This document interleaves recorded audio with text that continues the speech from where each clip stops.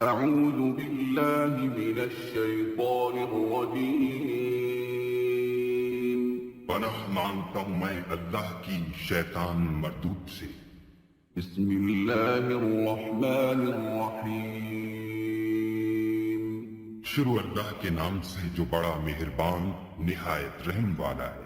ناظرین کرام، اللہ عز و جل کے برگزیدہ بندے جو اپنی تمام زندگی اللہ تعالیٰ کی بندگی اور اس کی عبادت اور زہد و تقوی کے لیے وقف کر دیتے ہیں، اللہ تعالیٰ انہیں جب چاہیں اپنی خصوصی عنایت سے اللہ و عرفہ روحانی مراتب پر فائز کر دیتے ہیں، جہاں ان سے غار کے عادت اور کشف اور کرامات کا ظہور ہوتا ہے، اور وہ ایسی ایسی باتیں کہہ جاتے ہیں کہ جن کا عام انسان کبھی سوچ بھی نہیں سکتا۔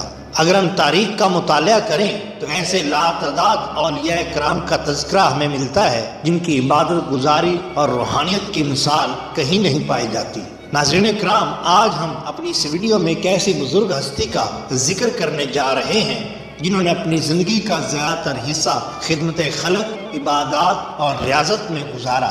ناظرین، ہم بات کر رہے ہیں 20ویں صدی کے معروف صوفی بزرگ حضرت صوفی محمد برکت علی لدھیانوی رحمۃ اللہ علیہ۔ ناظرین کرام، حضرت صوفی برکت علی لدھیانوی رحمۃ اللہ علیہ پر بات کرنے سے پہلے آپ سے گزارش ہے کہ آپ ہمارے چینل کو سبسکرائب کیجئے تاکہ ہم آپ کو بر وقت اچھی اور معلوماتی ویڈیوز پہنچا سکیں۔ ناظرین، صوفی برکت علی لدھیانوی سن 1911 کو موضع برہمی ضلع لدھیانہ بھارت میں پیدا ہوئے۔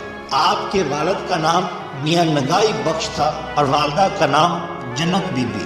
سن 1930 میں فوج میں ایک عام سپاہی کی حیثیت سے برٹش رائل آرمی میں شمولیت اختیار کی اور صوبیدار میجر کے منصب تک ترقی کر کے سن 1945 میں مستعفی ہو گئے۔ ناظرین، آپ کے استعفیٰ کے بارے میں بھی مختلف قسم کے خیالات لوگوں کے ہاں پائے جاتے ہیں۔ جو بات زیادہ مشہور و معروف ہے وہ کچھ یوں ہے کہ اس وقت جب آپ نے فوج سے استعفیٰ دیا، جنگ عظیم جاری تھی اور اس نازک وقت میں آرمی سے استعفیٰ برٹش گورنمنٹ کے خلاف غداری کے برابر سمجھا جاتا تھا، جس کی سزا بعض اوقات پھانسی یا عمر قید یا پھر کالا پانی کی بھی ہو سکتی تھی۔ ابتدا میں برٹش حکومت کی طرف سے آپ کو فیصلہ تبدیل کرنے کے لیے طرح طرح کے لالچ دیے گئے۔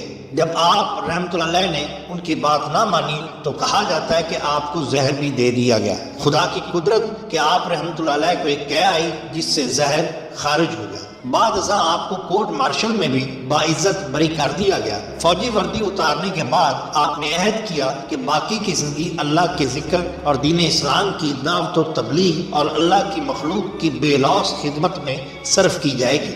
آپ نے حضرت حکیم سید امیر الحسن سہارنپوری رحمۃ اللہ علیہ کے ہاتھ پر بیعت کی، جنہیں حضرت شیخ علاء الدین علی احمد صابر پیران کلیر سے نہایت درجہ عقیدت تھی، اور یہی حال آپ کا تھا۔ آپ نے سانگلا ہل کے نوائی قصبہ سالار والا کو دارالاحسان کا نام دیا اور 1984 تک وہیں آپ کی دینی، تبلیغی اور روحانی سرگرمیوں کا والا کا مرکز رہا۔ اسی سال ہجرت کر کے فیصل آباد کے قریب سمندری روڈ پر دارالوال تشریف فرما ہوئے اور اس جگہ کا نام المستفیض دارالاحسان یا کیمپ دارالاحسان رکھا۔ وہاں قرآن محل اور ایک بہت بڑا ہسپتال تعمیر کروایا اور اپنی تمام جائیداد عام مسلمانوں کے لیے وقف کر دی۔ آپ کی تبلیغ سے ہزاروں لوگ مشرفہ باسلام ہوئے اور آپ کے ہاتھوں کرامات کی بارش بھی ہوتی رہی تھی۔ دارالاحسان کے بارے میں خود آپ کا فرمان عالی شان ہے کہ دارالاحسان کا لفظی مطلب احسان کا گھر ہے۔ یہ ایک اسلامی رفاعی ادارہ ہے جو ضلع فیصل آباد میں واقع ہے۔ حضور بابا جی سرکار نے فرمایا، یہ ایسی جگہ ہے جہاں پر لوگ اللہ تعالیٰ کی اس طرح عبادت کرتے ہیں جیسے وہ اللہ تعالیٰ کو دیکھ رہے ہیں۔ اگر یہ صحیح نہیں تو یہ یقیناً سچ ہے کہ ان کو اللہ دیکھ رہا ہے۔ حضور بابا جی سرکار نے دارالاحسان کے بارے میں فرمایا کہ 2000 سال پہلے ایک نبی اللہ کا دارالاحسان سے گزر ہوا، انہوں نے اس مقام پر قیام فرمایا اور اپنا دفتر لگایا۔ حضور بابا جی سرکار نے فرمایا کہ جب حضرت مہدی علیہ السلام کا ظہور ہوگا تو اس دارالاحسان سے ان کی آمد کی تصدیق کی جائے گی۔ ماشاءاللہ حضور بابا جی سرکار نے فرمایا کہ یہ دارالاحسان بین الاقوامی تبلیغ کا عالمگیر مرکز ہے اور قیامت تک آباد رہے گا۔ اپنی کتاب مکشوفات منازل احسان میں حضور بابا جی سرکار نے مخدومہ دارالاحسان بی بی جی سرکار برکت بی بی قدس سرا العزیز کے وصال کے موقع پر فرمایا کہ برکت بی بی تیرا در قیامت تک آباد رہے گا۔ دارالاحسان میں ایک قرآن کریم محل بھی ہے، 2.25 لاکھ قرآن پاک ہیں اور 10,000 کے قریب قلمی نسخے اور 500 نسخے تاریخی اور قدیمی ہیں۔ اس کے علاوہ آپ نے دارالاحسان میں ایک دارالحکمت المعروف و دارالشفا کا ادارہ بھی قائم کیا، جہاں مریضوں کا مفت علاج کیا جاتا ہے اور سال میں 2 دفعہ فری آئی کیمپ لگایا جاتا ہے، جو 1 تا 31 مارچ اور پھر 1 تا 31 اکتوبر تک رہتا ہے۔ اس کے علاوہ ہر جمعہ کے روز بھی مریضوں کا معائنہ کیا جاتا ہے۔ ناظرین کرام، تاج دارالاحسان نے 300 سے زائد کتب اور رسائل تصنیف فرمائے، جن میں مکشوفات منازل احسان 5 جلد پر، مقالات حکمت، ترتیب شریعت، اسم النبی الکریم زیادہ مشہور و معروف ہیں۔ دوستو، جیسا کہ ہم جانتے ہیں کہ اولیاء کرام رحمت اللہ علیہ کے اکثر مستقبل کی جھلکیاں اچھے خوابوں کی صورت میں دکھائی دیتی ہیں، لیکن چونکہ ایسی باتیں لب پر اعلانے کی اجازت نہیں ہوتی، اس لیے اشاروں اور کنائیوں سے کام لیا جاتا ہے، اور بعض کا کلندر لوگ اس کا اظہار بھی کر دیتے ہوتے ہیں۔ اس طرح بہت سارے کرامات آپ سے بھی منسوب ہیں۔